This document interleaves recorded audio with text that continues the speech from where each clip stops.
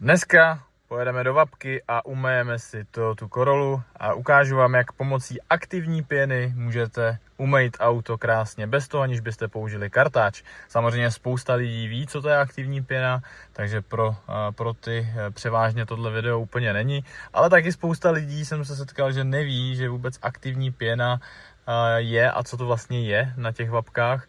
Je to vlastně pěna, která rozžere tu špínu na autě. Pokud ji necháte chvilku působit na tom autě, tak rozežere tu špínu a vy pak nemusíte úplně škrábat lak kartáčem a tak dále. Takže jdeme se na to podívat.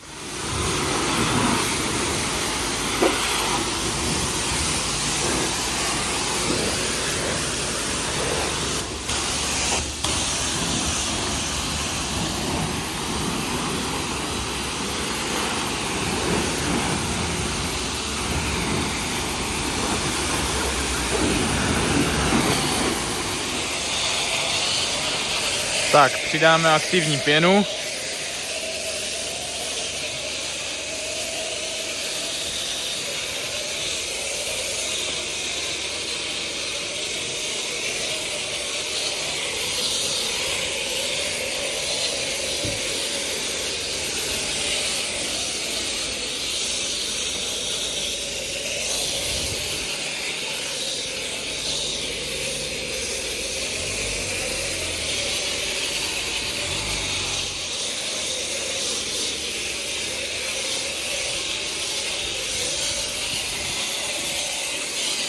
Necháme 2-3 minutky působit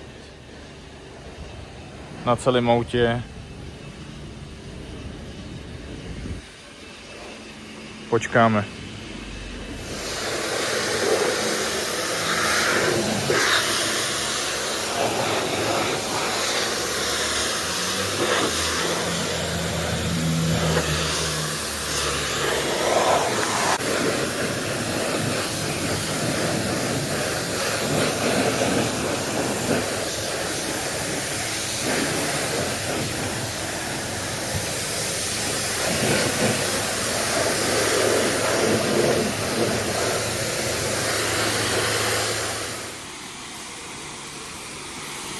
Bez použití kartáče.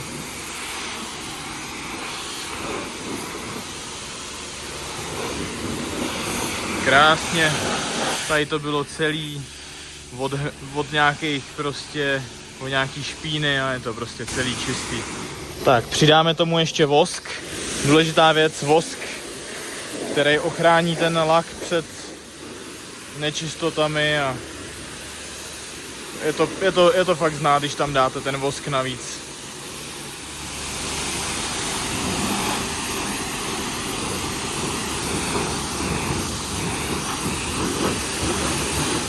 Tak a na závěr znova opláchnout a vyleštit.